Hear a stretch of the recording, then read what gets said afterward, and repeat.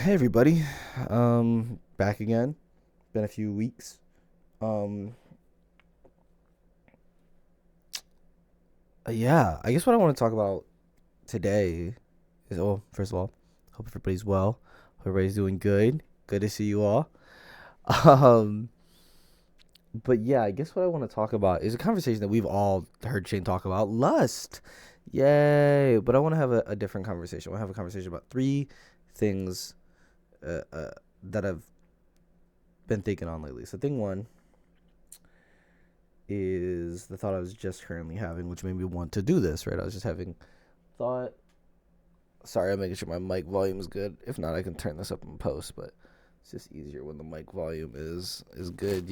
Check, check, check. Okay. Um and it's December in Michigan, guys, so if you hear me, or sniffling or something like that, I'm sorry, guys. I apologize. Um the thought I was just having was sometimes I see content online. I'm not talking just like pornographic content. I'm talking about like women taking pictures doing sexy poses and stuff like that. Uh like twerking videos and stuff like that. Sometimes girls do that for other girls, like they're doing it to like look cute and be like, look at me, and they want validation from their homegirls, or they just doing it because they feel cute and they're like, let me put this out there. I feel cute. And sometimes it is to sell a brand or an identity, right? It's linked to like maybe uh, adult content creation, stuff like that. So, but I think I used to get mad at that type of content because it would make me be like, what is this for? Like, what is this? Is this for me? Is this not for me? Why do I like? I'd be upset because I'd look at that um and wrestle if I was the target audience. And I was upset whether I was or wasn't, right? Like I was upset if I was because I'm like, oh, um, I feel like that's branded towards me, right? Like if I am the target audience, it's branded towards me for a woman to attract a man she knows she wouldn't want to be with. And that's a downer on myself, but that's just how my brain perceives it. But then if it wasn't for me, I'd be bummed because I'm like, dang, this girl doesn't want me. This person I find very attractive doesn't want me. But then I realized like I have to get to the deeper feeling of that. Like that's just like the baseline of it. Um Really when I see that content, I don't know how to feel because it makes me feel uneased because I fluctuate from those two states. But that uneasiness is something I neglect. I'd rather sit with the battle of like, is this for me? Is this not for me? When in reality, it's like, Shane, you're uneased by this because you just want to feel loved and cared for. You want someone to desire you physically and emotionally and all that stuff. And I've had it and had pockets of that, even fairly recently. People who've desired me physically and emotionally and stuff like that. Um, but then I, get in front of myself, put up a wall, make things problematic, make things concerning, and I also know myself, and I think I do know what I want, but I bounce. Another way in which I bounce back and forth is like, yeah, this might not be everything I want, but please, it's so close to it. It's close enough that I'll take it. But then I am getting the cheap version of the thing that I don't actually, derive or desire. Not to say people are cheap versions, but to say that like I'll settle for something that is, I'll sacrifice things that are important for me for the sake of feeling better about myself, which I think is problematic. Um, but yeah, I think I'm tired of hiding so much, and I feel like when I go on this battle of anger about um is this content for me, is it not, and I don't get to that true feeling of uneasement, like that the question is rooted in a response versus how I'm actually feeling. um I want to be candid, dude. Content like that makes me neurotic. It makes me sad. It makes me feel weird. It makes me feel like I don't know how I should be feeling when I see that. If I see a picture of a girl who's very attractive and she looks really sexy, whatever, I'm mad at myself because I'm like, oh, Shane, stop objectifying women. Um, Shane, stop doing this. It's the other one of the other things I want to talk about was I wrote a song for a band I'm in, um, and the song primarily has to do with me being upset with myself for my objectification of women and how I tie that to lust. Right? It's based within the Bible verse where Jesus says, if your eye causes you to stumble and commit adultery, like gouge out your eye. Right? But I don't know why. I think I projected it. Maybe this is a universal experience. I really, to be fair, I think especially in the online age, and maybe it's because these friends of mine were a bit older, but I think for a lot of younger men, specifically probably between the ages of like 15 to 25, in that 10-year range, I think there's a lot of young men who have this weird battle of, weird word here, guys, gooning, or like objectification, lust, emptiness, love, desire, like all that stuff. I think it's very prevalent to young men. I think I see it sometimes in older men too. I just don't know if they have the language to describe it because, it was a bit different back then or whatever. Anyways, but I wrote this song and, like my friends, they're not trying to be rude or mean or anything. They were just telling me like, yeah, Shane, your experience with this stuff is not a very universal experience. Not a lot of people feel this way. And I was so broken. I was bummed because I felt so alone. And they weren't trying to hurt me. I love them. Those are good people. But yeah, I was so bummed that this experience or relationship I have towards sex and like content and all this stuff is just, it makes me feel crazy sometimes. I know it's probably because I think about it way more than I ever should, but I don't know how else not to think about it. I feel like I've almost been pre-programmed. I for sure had pornography addictions in my life. There was definitely a time period in my life where I gave myself so much death grip syndrome, which if you don't know what death grip syndrome is, practically just like ED, but it's like this is not as stimulating as like actual sexual encounters are not as stimulating as pornography, you know? So then you keep watching pornography and, you don't use lube, so you're just using your hands. So the feeling of your hand and the pornography stimulation is better than the other.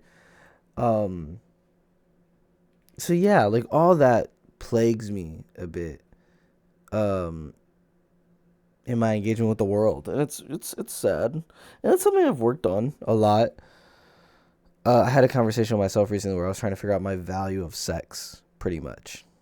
And I started to philosophize in that conversation. Like I was trying to philosophize sex, and I was like, no, this is boring to me. This is not what I actually want to be talking about.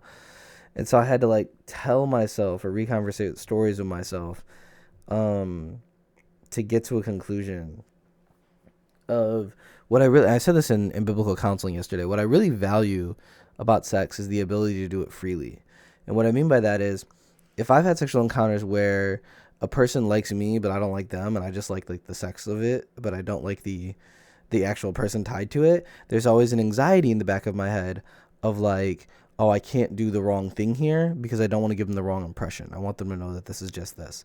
In the same way, that if I've ever had sex with a person that I'm either attracted to or I want to like me, but they don't like me, then the only thought in my brain is like, what's okay, what's not okay, and I have to prove my worth to this person that I'd either be a good partner or a person to keep that's good enough for you to keep coming back to having sex. Maybe people don't think about sex as deep anymore. Maybe they're not going down that rabbit hole of thought. I feel like it's important to and good to, and I desire to. But anyways, yeah, and I don't want those anxieties. Those anxieties or the need to prove myself in those encounters. I just want a person that loves me and I love them.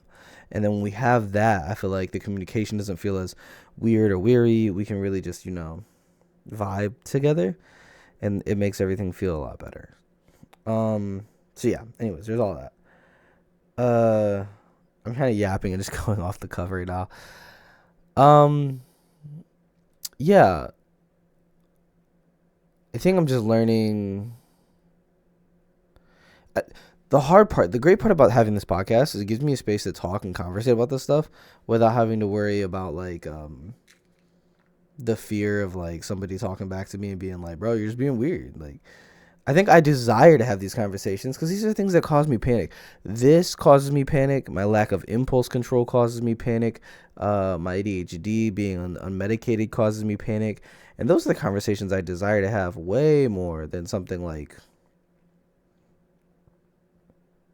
I don't know, like just about anything else, man. Like finances, of course, like the basic things of life cause me panic too. But it's like, I feel like I'm at a point in my life where it's like, I'll figure out a way. If I lost my job tomorrow, I'd be devastated, but I'd find a way to figure it out to. But like my lack of impulse control, I'll go blow a bunch of money.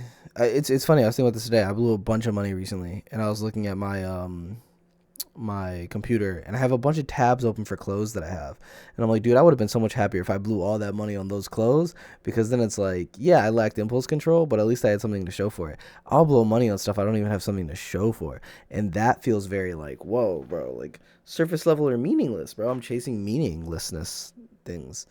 I'm tasting this joy that feels very hevel, for the lack of better wording. Shout out the Hebrew, using Hebrew language. Yeah, I've started reading the book of Ecclesiastes today, and I'm also reading after I finish. I don't know if I'm gonna read it alongside it or if I'm gonna finish it first, but I'm gonna read this book called "Everything Is Never Enough: Ecclesiastes' Surprising Path to Resilient Happiness" by Bobby Jameson. So that'll be next on the list for reading and stuff. I have a lot of books I wanted to read, and I wasn't dedicated to reading those either. And I just, dedication, like all this stuff. I need to fix this. The ADHD stuff I need to fix, and it's scary and it's intense, and I don't know how to, man. I wrote a song. Last thing I'll say is I wrote another song for my band, and it's about feeling cursed to being stuck to one way for the whole part of your life.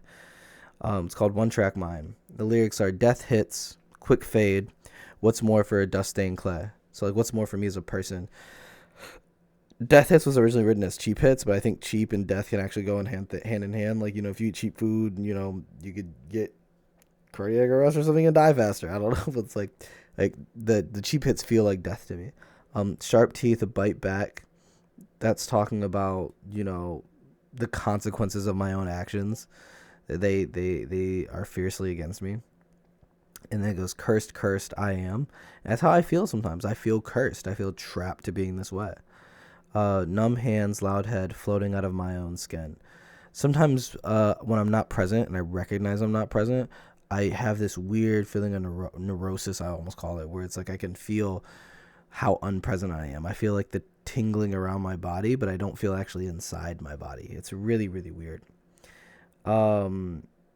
But yeah, it's just the first verse. I'm like, I think that speaks to a lot of how I'm feeling right now and what I want to fix. But yeah, sorry. There was a fast-paced way of Shane trying to talk through this. I was excited to talk, and I'm also doing some laundry and some other stuff right now, but I wanted to share that. Thank you guys so much for listening. God bless you. Tell me your thoughts, your feelings, your emotions. Have the dialogue back with me. I love talking to you guys. Thank you just for listening. It's nice to have people to listen.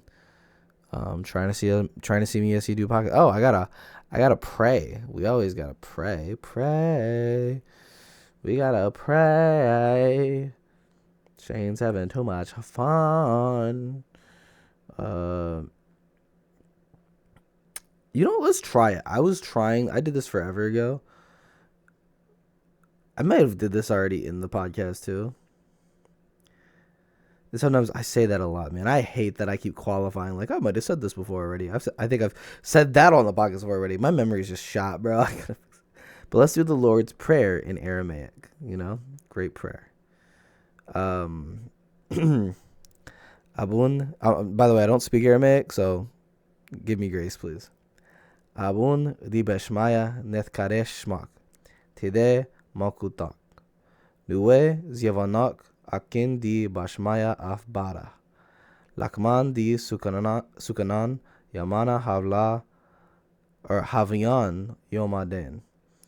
Yashbuk yan kavin akiana dafana shubukan ivan ikavain.